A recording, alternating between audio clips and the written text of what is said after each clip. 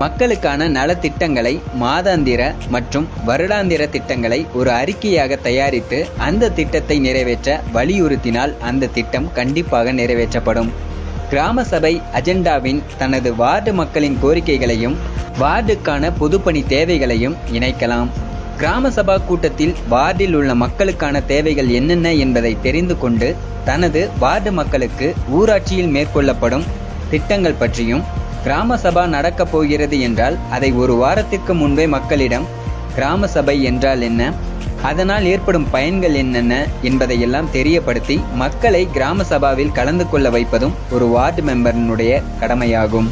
கிராம சபையில் நீங்க ஒரு கோரிக்கை வைக்கிறீர்கள் என்றால், எக்ஸாம்பிளுக்கு தண்ணீர் பிரச்சனை, தெருவிளக்கு பிரச்சனை போன்ற உங்களுடைய பகுதிக்கு தேவையானவற்றை கிராம சபாவில் தெரிவிக்கும் பொழுது அதை ஒரு தீர்மானமாக ஏற்றுக்கொண்டு கண்டிப்பாக அதை நிறைவேற்றி கொடுப்பார்கள். ஏனென்றால் அடுத்த கிராம சபா கூட்டம் நடைபெறும் போது ஏற்கனவே கொடுத்த தீர்மானங்கள் நிறைவேற்றப்படாமல் இருந்தால் அதற்கான காரணத்தையும் தெரியப்படுத்த வேண்டும். எனவே நீங்கள் கொடுத்த கோரிக்கையை தீர்மானமாக அவர்கள் எடுத்துக்கொண்டால் அதை கண்டிப்பாக நிறைவேற்றி கொடுப்பார்கள். கிராம சபாவில் வைக்கப்படும் கோரிக்கைகளை வார்டு உறுப்பினர் கவனத்தில் கொண்டு அதை நிறைவேற்றுவதும் அவருடைய கடமையாகும். ஊராட்சி பகுதியில் சுற்றுச்சூழலுக்கு பாதிப்பு ஏற்படும் பொழுது அதனை சுட்டிக்காட்டலாம்.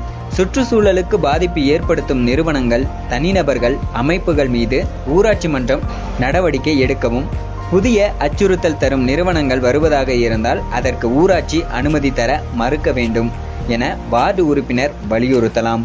அவசர காலங்களிலும் நோய் தொற்று காலங்களிலும் மக்களுக்கு ஏற்படும் இன்னல்களை களைய மக்களுக்கு அரசு வழங்கும் நலத்திட்டங்களை மக்களுக்கு தெரியப்படுத்தி மக்களை பயனடைய செய்யலாம். மேலும் அரசு வழங்கும் அனைத்து நலத்திட்ட உதவிகள், அதாவது ரேஷன் கார்டு திட்டங்கள், விதவை பணம், திருமண உதவித்தொகை போன்ற மக்களுக்கு தெரியப்படுத்தி பயனடைய செய்வதும் வார்டு உறுப்பினரின் கடமையாகும். வார்டு உறுப்பினர் ஊராட்சி கூட்ட அறிவிப்பை பெற்றுக்கொண்டு அஜெண்டா குறித்து மக்களுடன் கலந்து ஆலோசித்து அதில் மக்களுக்கு தேவையான கருத்தை தெரிந்து கொண்டு அதை கூட்டத்தில் பேசலாம். உறுப்பினரின் உரிமைகளுக்கு ஏற்ப ஊராட்சிக்கு தேவையான ஒரு திட்டத்தையோ, வார்டுக்கு தேவையான ஒரு செயலையோ, அதாவது குழந்தைகளுக்கான கல்வி, தண்ணீர், சாலை வசதி, மின்சாரம் போன்ற தேவைகளை நிறைவேற்றி தருவதும் அதை ஒரு தீர்மானமாக கொண்டு வருவதும் வார்டு உறுப்பினரின் கடமையாகும். மேலும் வார்டு உறுப்பினர் ஊராட்சி நிர்வாகத்தின் தவறுகளை சுட்டிக்காட்டும் உரிமையையும், எழுத்து மூலம் கேள்வி எழுப்பும் உரிமையும், ஊராட்சியின் எல்லா ஆவணங்களையும் பார்வையிடும் உரிமையும் உள்ளது.